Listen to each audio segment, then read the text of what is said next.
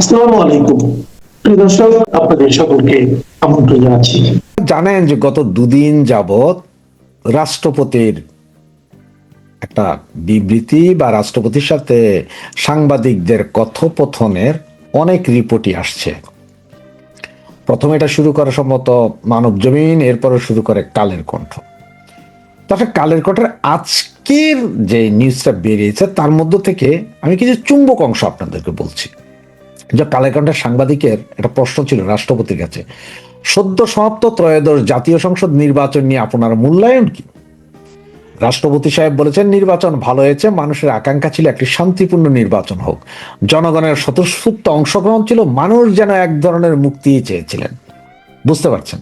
আমি কিছু কিছু চুম্বক অংশ জাস্ট আপনাদের জন্য তুলে ধরছি। যেমন উনি বলেছেন যে এই যখন বললেন কি বলে, সাংবাদিক সাহেব যখন জিজ্ঞেস করলেন যে মানে উপদেষ্টা পরিষদের আলোচনায় উপদেষ্টাদের কার কার নাম, প্রধান উপদেষ্টাদের মধ্যে কার কার নাম ছিল, ডাক্তার ইউনূসের নাম ছিল, ছাত্ররা চাইছিল, এবং উনি দেরি করার কারণে পরে অর্থ মন্ত্রণালয়ের উপদেষ্টা যিনি হয়েছেন তার নাম ছিল এইটা। এবং সাংবাদিকরা ওনাকে জিজ্ঞেস করেছেন যে বিভিন্ন মহল আলোচনা করেছে মব সন্ত্রাসের বিরুদ্ধে অন্তর্বর্তী সরকারের উল্লেখযোগ্য পদক্ষেপ ছিল কিনা, আপনি কি এক্ষেত্রে তাদের কোনো ইন্ধন দেখতে পান? তিনি বলেছেন ইন্ধন ছিল কিনা জানি না, তবে তারা নীরব ছিলেন। এবং 5ই আগস্ট পরবর্তী জাতিসংঘ সঙ্গীত পরিবর্তনের কথা উনি বলছেন এটাও দুঃখজনক। এবং ওনাকে আবার সাংবাদিকরা জিজ্ঞেস করেছেন নবনির্বাচিত প্রধানমন্ত্রী তারেক রহমান সম্বন্ধে আপনার মূল্যায়ন কি? উনি বলেছেন আমরা তো খুব অল্প সময় তাকে দেখি, টুকটাক কিছু কথা হয়েছে, দেখলাম যে রাষ্ট্রনায়কোচিত গুণাবলী ওনার মধ্যে আছে, এটা নির্দ্বিধায় বলা যায়। একটা কথা আছে, মর্নিং শোজ দ্য ডে, এই কয়দিনের যে কার্যক্রম তাতে আশাবাদী হওয়া যায়, বিশেষ করে ওনার শরীরে মুক্তিযোদ্ধার রক্ত, তাই দেশকে ভালো করবেন তিনি, এই বিশ্বাস রাখি। তার বাবা ছিলেন রাষ্ট্রপতি, মা ছিলেন প্রধানমন্ত্রী, আমি বিশ্বাস করি না যে আমার কোনো নতুন দুর্যোগে পড়ব। তিনি যে আলোকবর্তিতা হাতে নিয়েছেন ঠিকই আছে, কারণ মাত্র 7-8 দিন হয়েছে, সুতরাং ওনার বিষয়ে আলোচনা করা যায় না, কারণ এটা ভবিষ্যৎ বলবে। এছাড়াও উনি আরো বেশ কিছু বক্তব্য দিয়েছেন, যেমন উনি বলেছেন যে ওনাকে ঈদের নামাজ পড়তে দেওয়া হয়নি, ওনাকে কোথাও যেতে দেওয়া হয়নি, মানে বিভিন্ন কথাবার্তার মধ্যে আবার উনি এখন বললেন যে 106 যে অনুচ্ছেদটা আসছিল মানে সরকার গঠনের ক্ষেত্রে, উনি আজকে বললেন যে হ্যাঁ একজন বিচারপতি, দুজন বিচারপতি সেদিন কোর্টে ছিলেন, 6 জন বাসাবাড়ি থেকে ফোনে সংযুক্ত হয়ে ওনাদের সাথে করে ওনাকে বাঁচিয়েছেন সেই দিন। এবং উনি বললেন যে বিভিন্ন রাষ্ট্রের বিভিন্ন উগ্রবাদী গোষ্ঠীর একটা চাপ ছিল যে কারফিউ জারি করে দেওয়া বা জারি করা, কি বলে, ইমার্জেন্সি জারি করা, তবে সেনাবাহিনী, বিমান বাহিনী, নৌবাহিনী এরা ওনাকে এটা করতে মানা করেছেন এবং ওরা ওদেরকে সমর্থন দিচ্ছে, মানে রাষ্ট্রপতিকে আর কি। এরপরে ওনাকে লাস্ট একটা কথা জিজ্ঞেস করে, রাষ্ট্রপতি পদ থেকে অবসরের পর কোন কাজে মনোনিবেশ করতে চান? তখন তিনি বলেন, আমি তো আইন অঙ্গনের মানুষ, জীবনের দীর্ঘ 40 বছর কাটিয়ে দিয়েছি কোর্ট কাছারিতে, অবসরের পর একজন আইনি পরামর্শক হিসেবে বাকি জীবন কাটিয়ে দিতে, যদি শরীর স্বাস্থ্য ভালো থাকে।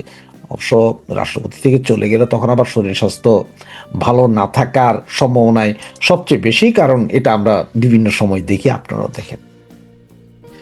থাম্বনেলে আর ব্যানারে যেটা বলেছিলেন যে কোনো অধ্যাদেশই উনি স্বাক্ষর করেননি, কারণ রাষ্ট্রপতি যেভাবে বলেছেন যে বিদেশি একটা রাষ্ট্র থেকে ওনার দাওয়াত ছিল, সেখানে ওনাকে যাইতে দেওয়া হয়নি। ওরা সরাসরি লিখে দিয়েছে যে উনি রাষ্ট্রীয় কাজে ব্যস্ত, সেই হিসেবে চিঠি লিখে দিয়েছে এবং উনি স্বাক্ষর করেননি, প্রশ্নবোধক চিহ্ন দিয়ে রেখে দিয়েছেন। এরপরে কাতারের না জানি দুবাইয়ের আমির ওনাকে দাওয়াত দিয়েছিলেন, সেখানেও ওনাকে যেতে দেওয়া হয়নি। এরকম অনেক কিছু তো ওনাকে যেতে দেওয়া হয়নি, তার মানে ওনাকে একরকম বন্দি জীবন কাটাতে হয়েছে গত 18 মাস। এখন উনি একটু স্বস্তির নিঃশ্বাস নিচ্ছেন, তো স্বস্তির নিঃশ্বাস নিতেই পারেন, এতে দুঃখজনক কোনো বিষয় না। এবং আরেকটা কথা যেটা উনি বললেন যে প্রথমে মাননীয় প্রধানমন্ত্রী বলেছেন যে তিনি আসছেন ওনার এখানে বঙ্গভবনে, পরে আবার 12টার দিকে শুনতে পারলেন যে না উনি আসছেন না, এর কিছুক্ষণ পরেই শুনলেন যে উনি অলরেডি দেশ ত্যাগ করেছেন। এরপর ওনাকে ওরা একটা ভাষণ লিখে দিয়েছে জাতিকে আশ্বস্ত করার জন্য, এবং উনি সে ভাষণ দিয়েছেন। কিন্তু উনি ভুলে গিয়েছেন যে ভাষণ দেওয়ার পরে আবার পেছনে ফিরে বলছেন যে ভাই ঠিক আছে তো, এটা ভুলে গিয়েছেন, বা আর না হয়তো এখনো হয়তো উনি ভয়ে ভীত যে কখনো কিছু হইতে পারে। সব কিছু নিয়ে এখন যেটা হচ্ছে, এখন গুঞ্জন উঠছে যে রাষ্ট্রপতি, যেটুকু খবর এই মুহূর্তে আমার কাছে আসলো, যে রাষ্ট্রপতি হয়তো বলতে পারে যে যে 128টা বা 38টা অধ্যাদেশ জারি করেছে ইউনিস গভর্নমেন্ট, এগুলোর কোনোটাতেই উনি স্বাক্ষর করেননি। মানে অধ্যাদেশগুলো যদিও ওনার নামে দেওয়া হয়েছে, কিন্তু আসলে এগুলো তো কোথাও ওনার নামে উনি স্বাক্ষর করেননি। সুতরাং এই অধ্যাদেশের ব্যাপারে কোথায় কি হয়েছে এইটাও হয়তো উনি জানেন না। যদি আমার সাংবাদিকরা এভাবে প্রশ্ন করেন, হয়তো উনি এটাও বলতে পারেন, এবং এটা তো বাস্তবও হতে পারে। কারণ ওনার অফিস সূত্রে, মানে ভেতরের সূত্রে যে খবর, তাতে উনি বলছে, ওরা বলছে যে রাষ্ট্রপতি আসলে কোনো অধ্যাদেশে স্বাক্ষর করেন নাই, সব ওরা করে দিছে। ওরা করে করে ইয়ে করছে, রাষ্ট্রপতি কিছু বলার ছিল না, কারণ তিন বাহিনী প্রধান ওনার মাথার পেছনে তো বন্দুক ধরেই ছিল। এই যখন অবস্থা, তখন একটা নতুন বিষয় হচ্ছে যে এই মুহূর্তে তারেক জিয়ার যে মুখ্য সচিব আছেন, উনি কিন্তু গত 25 আগস্ট বা সেপ্টেম্বরের দিকে উনি বলেছিলেন যে ওনার কাছে 8 জন উপদেষ্টার নথি আছে, এবং শুধু ওনার কাছে নয়, গোয়েন্দা সংস্থার কাছেও নথি আছে, এবং উনি এগুলো প্রকাশ করবেন, চাইলে উনি সরকারকেও দিতে পারেন, এবং এই গোপন নথিগুলো প্রকাশ পেলে অনেক উপদেষ্টার লুঙ্গি খুলে যাবে, এই অবস্থা। সেই জায়গায় হঠাৎ করে আজকে থেকে উনি ফেসবুক টুইটার সব বন্ধ করে দিয়েছেন। ওনার কথা হচ্ছে যে আমার এগুলো দিয়ে যদি কেউ আবার ফেক অ্যাকাউন্ট খোলে, তাহলে যাতে এগুলো না চলে, আইনানুগ ব্যবস্থা নেওয়া এসে। ঘটনা হচ্ছে যে আপনি যে মুখ্য সচিব বললেন, এখন এর আগেও আপনি সচিব ছিলেন, আপনার আমলা ছিলেন, আপনার খালেদা জিয়ার আমল থেকে আছেন, এবং আপনাকে একজন সৎ মানুষ হিসেবে অনেকেই জানে। আর আমি যেহেতু আপনার চিনি না, সুতরাং আপনার অসৎ বলুন কেমনে ভাই। তবে আপনার ওই কথাটা আমার ভালো লাগছিল, এটা আমিও শুনছিলাম ফেসবুকের কল্যাণে, যে আপনি বলেছিলেন যে এইটা, আমি ভেবেছিলাম যে হয়তো আপনি প্রকাশ করবেন। কিন্তু এখন আপনি হঠাৎ করে মুখে কুলু পাটলে, এখন না, সেদিনের পর থেকেই মুখে কুলু পাটছিলেন। তো তখন বুঝলাম যে আচ্ছা, হয়তো আপনাকে ধমকি দিতে পারে, হুমকি দিতে পারে, ডিজিএফআই তুলে নিয়ে যায়, হয়তো পাশার চামড়াও তুলতে পারে, এরকম কিছু হবে। কিন্তু এখন তো আপনার সরকার নাকি ভাই, এখন আপনি মাননীয় প্রধানমন্ত্রীর আপনার মুখ্য সচিব, আপনার ক্ষমতার কাছে তো পৃথিবীর কারো ক্ষমতা নাই। এখন আপনি প্রকাশ করে দিচ্ছেন না কেন? এখন কেন এদের এই দুর্নীতির চিত্র নিয়ে আপনি একটা মামলা করার উদ্যোগ নিচ্ছেন না? এখন কেন আপনি বলছেন না যে এই দুর্নীতি হয়েছে, এই হয়েছে, এগুলো বলছেন না কেন? নাকি আপনাদের মধ্যে সমঝোতা হয়ে গেছে যে সেফ এক্সিট কাকে কিভাবে দিবেন? আবার ওইদিকে শুনতে পাচ্ছি যে ডিজিএফআই নজরে আছে আপনার এই রিজওয়ানা আপা, মানে কন্ডম আপা, এবং সম্ভবত ওই যে ইয়ে করেছিল যে আরেকটা কি জানি নাম, আরেকটা কোন উপদেষ্টা, ওটাও শয়তান সম্ভবত, ওই যে কি বলে আপনার এই যে জুলাই ইয়ের এগুলা যেগুলো করছে, এই উপদেষ্টাটা সম্ভবত আপনার ডিজিএফআই নজরে আছে বলে জানতে পারছি, কিন্তু আসলে এখনো 100% জানি না। তবে এটা জানতে পারছি, এবং হচ্ছে যে আপনার আমাদের যে চিফ প্রসিকিউটর, ওনাকে তো অলরেডি বের করে দেওয়া হয়েছে, এবং সাথে সাথে ওনাকে বিদেশ যাত্রার উপর নিষেধাজ্ঞা দিয়েছে। তার মানে উনি বাংলাদেশ ছেড়ে কোথাও যেতে পারবেন না বলে এই নিষেধাজ্ঞা দিয়েছে, যেটা আজকে কি ঢাকা ট্রাইব্যুনাল বা কি একটা পত্রিকা, ওটাতে উঠেছে কিছুক্ষণ আগে, যেটা দেখলাম। এছাড়া অনেকগুলো সচিবকে পরিবর্তন করা হয়েছে, বাকি সেনাবাহিনীতে পরিবর্তন করা হয়েছে, আপনারা জানেন, পুলিশেও পরিবর্তন করা হয়েছে। এই পরিবর্তন ধরেন আরো 15 দিন 20 দিন চলতে থাকবে এভাবে, কারণ যেখানে যেখানে জামাত আছে বিএনপি সেখানে সেখানে চাক্কু চালাবেই, এটা নর্মাল বিষয়। আবার ওদিকে ওই যে আরেক পাগলা ব্যারিস্টার আছে জামাতের, উনি বলছেন যে এই চিফ প্রসিকিউটরকে আপনারা বদলি করে তো আপনারা তো দলীয়করণ করেছেন, তো এর আগে তো জামাত দলীয়করণ করেছিল, সেটা বলেনি কিন্তু হারামজাদা। তো সবচেয়ে বড় বিষয় হচ্ছে সেই ব্যানার এবং হেডলাইনের যে রাষ্ট্রপতির সেই কথা, আপনারা বললেন না যে ভাই আমি ফাউল কথা বলি বা ভুয়া কথা বলি, কারণ আমিও আশ্চর্য, এক্সক্লেমেশন চিহ্ন দিয়েছে, আশ্চর্যজনক। মানে রাষ্ট্রপতি যদি কালকে এই কথা বলেন, আপনারা আশ্চর্য হবেন না, বা আমিও আশ্চর্য হব না। কারণ যেভাবে রাষ্ট্রপতির এই ইন্টারভিউর কথাগুলো এক এক সময় এক এক রকম আসতেছে, তাতে হয়তো আগামীকাল উনি এটাও বলতে পারেন, এবং এটা বলে দিল বিচিত্র হব না। তার কারণ হচ্ছে আসিফ নজরুল তারা বা ইন্ট্রিম যা যা করেছে, তাতে রাষ্ট্রপতির সিগনেচার না নিয়ে যদি এই অধ্যাদেশ জারি করে দেয়, তাতে কেউ কিছু বলতে পারবে না যে এটা কে যাবে প্রমাণ করতে। যেমন শেখ হাসিনার আমাদের নেত্রীর যখন বললো যে পদত্যাগপত্র পায়নি, সেটা নিয়ে তো বাইরে বহু হুমকি ধমকি দিয়েছিল। সেই হুমকি ধমকিতে কাজ হয় নাই, ওরা গণভবন, রাষ্ট্রপতি ভবন ঘেরাও করেছিল। সেইখানে অবশ্য সেনাবাহিনীর 9th ডিভিশন তারাই রক্ষা করেছিল রাষ্ট্রপতিকে। এখন রাষ্ট্রপতি যদি কালকে উঠে যদি এই কথা বলে, তখন কি হবে সেটা কিন্তু চিন্তার বিষয়। ঢাকার চীনা রাষ্ট্রদূত ইয়াও ওয়েন 22শে ফেব্রুয়ারি গত পরশুদিন বাংলাদেশের নয়া পররাষ্ট্রমন্ত্রী ডক্টর খলিলুর রহমানের সঙ্গে দেখা করেছেন। একটি স্বল্প সময়ের বৈঠকও হয়েছে দুজনের মধ্যে। বৈঠকটি বাংলাদেশ সরকার যা আদৌ গুরুত্ব দিচ্ছে না সেটা বোঝা যায়। বৈঠকের পর এ বিষয়ে বাংলাদেশের পররাষ্ট্র দপ্তর একটি শব্দও বলেনি, একদম চুপচাপ থেকেছে। যদিও চীনা রাষ্ট্রদূত বৈঠকের পর রীতিমতো সংবাদ সম্মেলন করে প্রকাশ করেছে বৈঠকটির খবর। কি নিয়ে হয়েছে বৈঠকটি?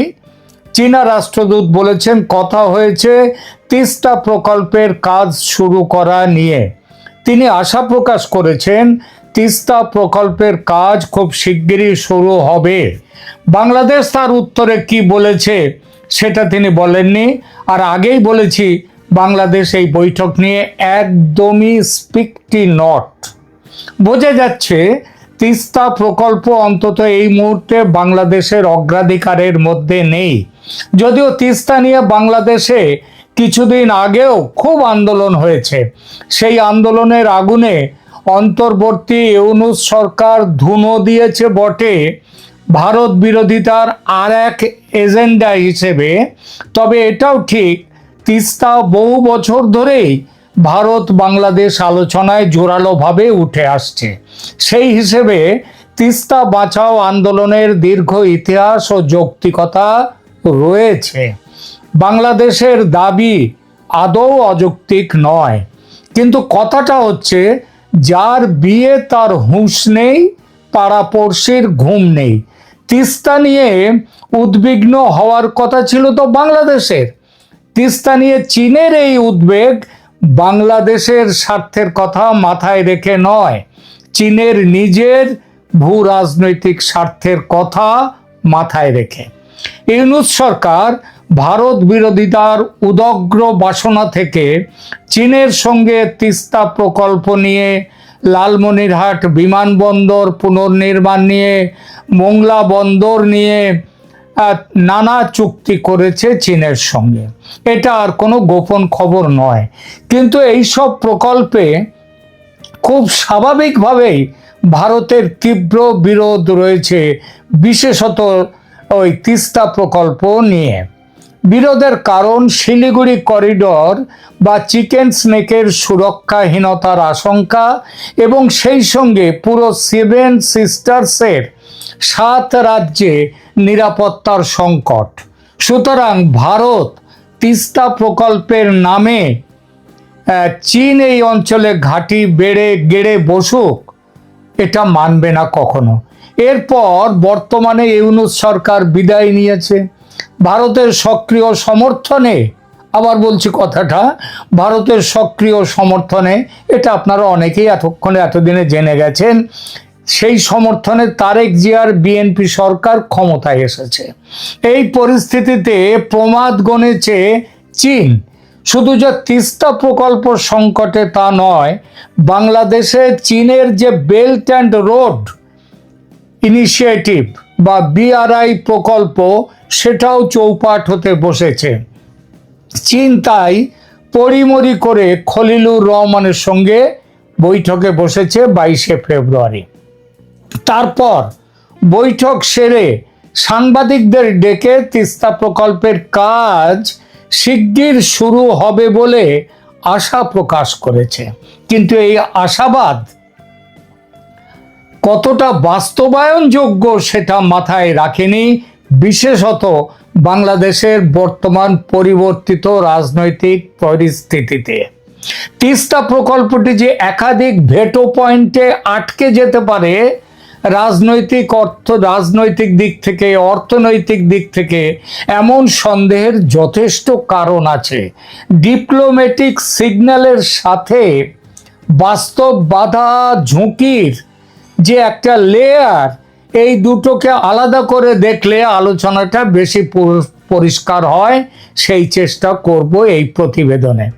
তিস্তা নদী ব্যবস্থাপনা ও পুনরুদ্ধার প্রকল্প নিয়ে ঢাকা বেইজিংয়ের আলোচনা দীর্ঘদিনের। 2024-এ ক্ষমতা থেকে বিদায়ের ঠিক আগে শেখ হাসিনা দিল্লিতে নরেন্দ্র মোদী সরকারের শপথ গ্রহণ অনুষ্ঠানে এসে তিস্তা প্রকল্পের বাস্তবায়ন ভারত করবে এমন একটা সমঝোতায় এসেছিলেন। যদিও ফরম্যাল চুক্তি স্বাক্ষর হয়নি, কারণ সেটা স্বাক্ষর হতে গেলে আরও অনেক কিছু দরকার হয়। দিল্লির সফর শেষে হাসিনা চীনে যান 2024-এর ওই মে মাসের শেষেই চীনে যান। সেখানে তিস্তা নিয়ে ভারতের সঙ্গে সমঝোতার বিষয়টি চীনা নেতৃত্ব যখন জানতে পারল, তখন শেখ হাসিনার সঙ্গে এতটাই ঠান্ডা ব্যবহার করতে লাগলো যে প্রায় অপমানিত হয়ে প্রধানমন্ত্রী হাসিনা তার সফর কাটছাট করে তাড়াতাড়ি ফিরে আসেন দেশে। তারপরে তো কি হয়েছে, আগস্টের 5 তারিখে, জুলাইতে বেড়ে গেল ওদের তখন বৈষম্য বিরোধী ছাত্র আন্দোলন, এবং আগস্টের 5 তারিখে হাসিনা সরকারের পতন ঘটল। এই ঘটনাতে বোঝা যায় তিস্তা প্রকল্প পাওয়া নিয়ে চীন কতটা ব্যগ্র। তারা কাজ গুছিয়ে নিতে হাসিনাকে দিয়ে পারেনি, সেটা পারলো ইউনূসকে দিয়ে। কিন্তু একটা অবৈধ অনির্বাচিত সরকারের সঙ্গে চুক্তি যে পরবর্তী নির্বাচিত সরকার মানবে এমন কোনো বাধ্যবাধকতা নেই। আর চুক্তি থেকে বেরিয়ে আসার যে ক্ষমতা সেটা সব দেশেরই থাকে। যেমন এই বাংলাদেশের ইউনূস সরকার ক্ষমতায় এসে বারবার বলেছে ভারতের সঙ্গে যেসব চুক্তি হয়েছে সেসব চুক্তি তারা খতিয়ে দেখে সেগুলো বাতিল করবে, যেটা বাংলাদেশের স্বার্থবিরোধী হলে। যদিও 18 মাসে সেটা বিশেষ কিছুই করতে পারেনি সবার ওপর। সুতরাং যে চীনের সঙ্গে ইউনূস সরকারের যে চুক্তি হয়েছিল তিস্তা প্রকল্প নিয়ে, সেটা যে তারেক সরকার মানবে এমন কোনো বাধ্যবাধকতা নেই। সবার ওপর ভারতের সম্মতি না নিয়ে তিস্তা প্রকল্প বাস্তবায়ন হচ্ছে একটা অসম্ভব ব্যাপার। শেখ হাসিনা সেই চেষ্টা করেছিলেন যে ভারতকে সঙ্গে নিয়েই কাজটা করতে। তারেক রহমান সরকারকেও সেটাই করতে হবে, এছাড়া পথ নেই।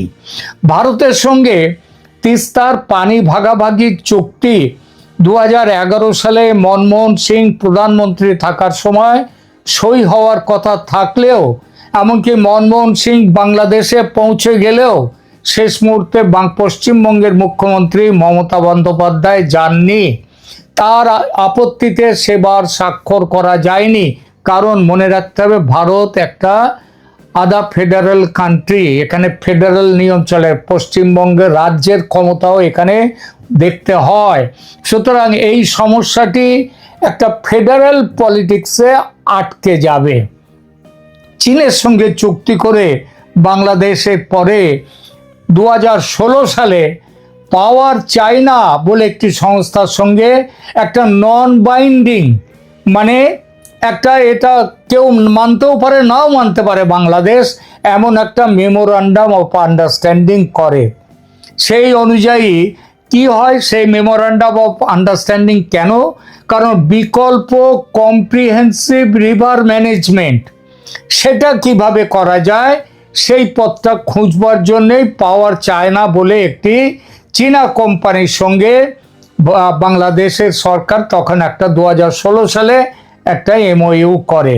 এবং ওয়াটারের মূল কারণটাই ছিল যে ওয়াটার শেয়ারিং ডেডলক পাশ কাটিয়ে নদী শাসন করা, নদীকে কিভাবে ড্রেজিং করা যায়, এমব্যাঙ্কমেন্ট কিভাবে বাঁধ নির্মাণ করে কি করা যায়, এই সবগুলো দেখবার জন্যই ওই MOUটা হয়েছিল। ভারত কেন অস্বস্তিতে থাকবে? ভারত তার কারণ ভারতের দিক থেকে কিভাবে বাধা আসতে পারে। দেখুন, ভারতের আপত্তি শুধু জল ভাগাভাগি নিয়ে নয়, তিস্তাকে ঘিরে চীনা উপস্থিতি স্ট্র্যাটেজিক জিওগ্রাফি ইস্যু হিসেবেও দেখতে হবে। কারণ প্রকল্পটি সীমান্ত ঘেঁষা, ভারত সীমান্ত ঘেঁষা সংবেদনশীল অঞ্চলের নিকটবর্তী। চীন তিস্তা নিয়ে কাজ করতে গেলে বাস্তবে ভারত বাধা দিতে পারে, ডাইরেক্ট ভেটো দিয়ে নয়। কারণ ডাইরেক্ট ভেটো কেন দিতে পারবে? বাংলাদেশ একটি সার্বভৌম রাষ্ট্র, সুতরাং সেখানে ভারত কিভাবে ডাইরেক্ট ভেটো দিতে পারে? কিন্তু যে কাজগুলো করতে পারে সেটা হচ্ছে কূটনৈতিক চাপ ভারত দিতে পারে। এরপরে ভারত তার সীমান্তের যে ন্যারেটিভ, অর্থাৎ তাদের অসুরক্ষার যে আশঙ্কা, সেটা দূর করতে গিয়ে তারা সীমান্ত নিরাপত্তা জোরদার করতে পারে। এবং তৃতীয়ত, বাংলাদেশের সিদ্ধান্ত প্রক্রিয়ায় আলোচনার মাধ্যমে নানা ধরনের সময় বাড়াতে পারে, অনিশ্চয়তা তৈরি করতে পারে। আরেকটি বাস্তব বাধা হলো তিস্তার পানি প্রবাহের ওপর আপস্ট্রিম নিয়ন্ত্রণ, অর্থাৎ তিস্তার পানি ওপর থেকে নিচে নেমে আসছে বাংলাদেশের দিকে। সুতরাং ওপরের যে জল নিয়ন্ত্রণের যে ব্যাপারটা, সেটা ভারতের হাতে। কাজেই নদীর যে প্রবাহ, সেই প্রবাহটা ভারতের হাতে, ভারতের দখলে। এর ফলে যে সেটা থাকলে কখন কি ছাড়বে না ছাড়বে ইত্যাদির ব্যাপারগুলো নিয়ে যদি চীন কাজ করতে যায় সেখানে তিস্তা প্রকল্প, তাহলে তাদের প্রজেকশন বারবার রিভাইজ করতে হবে। কারণ মনে রাখতে হবে, চীনের ভারতের তিস্তা থেকে যে জলটা ওপর থেকে নিচে নামছে, সুতরাং এই কাজে একটা বিরাট আর্থিক ব্যাপার যুক্ত হতে পারে। এবং সবথেকে বড় কথা, ভারতের পশ্চিমবঙ্গ রাজ্যের মুখ্যমন্ত্রী মমতা বন্দ্যোপাধ্যায় সেবার যে কারণগুলো দেখিয়ে এটার বিরোধিতা করেছিলেন, ঢাকায় যাননি, সেটা হচ্ছে তার বক্তব্য হচ্ছে যে এই জল যদি বাংলাদেশের সাথে শেয়ারিং করতে হয়, ভাগাভাগি করতে হয় তিস্তার জল, তাহলে যে উত্তরবঙ্গের একটা বিরাট এলাকা, সেখানে খাওয়ার জলও মিলবে না, তাদের সেচের জলও মিলবে না। এটাই ছিল বড় কথা। কিন্তু তার থেকেও বড় কথা হচ্ছে মমতা বন্দ্যোপাধ্যায় নিজের ভোট ব্যাংক বজায় রাখতে হবে। তিনি নিজেকে পশ্চিমবঙ্গ কেন্দ্রিক একটি সরকার, যে সরকার অন্য কোনো দেশের কথা ভাববে না, আগে পশ্চিমবঙ্গ, ওয়েস্ট বেঙ্গল ফার্স্ট, এইটা তার ভোটের রাজনীতি। সেই রাজনীতি করবার জন্যেই তিনি কিন্তু এইটা করেছেন। মনে রাখতে হবে, মনমোহন সিং যখন গিয়েছিলেন বাংলাদেশে চুক্তি স্বাক্ষর করতে, তখন কিন্তু তিনি সমস্ত প্রকল্পের পুরো বিশ্লেষণ নিয়ে ভারতের ইঞ্জিনিয়াররা, এখানকার পানি বিশেষজ্ঞরা, তারা যেসব কথা বলেছেন সবগুলোকে চিন্তা ভাবনা করে তারপরে পৌঁছেছিলেন। ভারতের স্বার্থ পুরোপুরি বিসর্জন দেননি, শুধু বাংলাদেশের স্বার্থের কথা ভেবে একটা সমঝোতায় আসার কথা তিনিও ঠিক করেছিলেন, সেটা হচ্ছে সুপ্রতিবেশী সুলভ ব্যবস্থার জন্যে। কিন্তু মমতা বন্দ্যোপাধ্যায় তার রাজনীতি, তার ভোটের রাজনীতি ব্যাহত হবে বলে সেখানটায় ব্যাঘাত সৃষ্টি করেছেন। আগামী দিনে এই 2026-এর এপ্রিলে পশ্চিমবঙ্গের নির্বাচন, সেই নির্বাচনে যদি মমতা ব্যানার্জির সরকার যদি পতন ঘটে, এবং যদি এখানে খুব সম্ভাবনা আছে বিজেপির সরকার এখানে ক্ষমতায় আসা, বিজেপির সরকার তখন এই বিষয়টা, অর্থাৎ তিস্তা জল প্রকল্প, জল ভাগাভাগির ব্যাপার, বাঁধ প্রকল্প, বাংলাদেশের সাথে মিলেমিশে এই কাজটা করতে পারে। আর এই কাজের দিকে কিন্তু তাকিয়ে রয়েছেন তারেক রহমানও। কারণ এই 2026-এর শেষে ডিসেম্বরে গঙ্গা জল চুক্তি যেটা ভারত বাংলাদেশ করে হয়েছিল, শেখ হাসিনা এবং মোদী সরকার করেছিলেন, সেটাও কিন্তু শেষ হয়ে যাচ্ছে এই বছরেরই শেষ দিকে।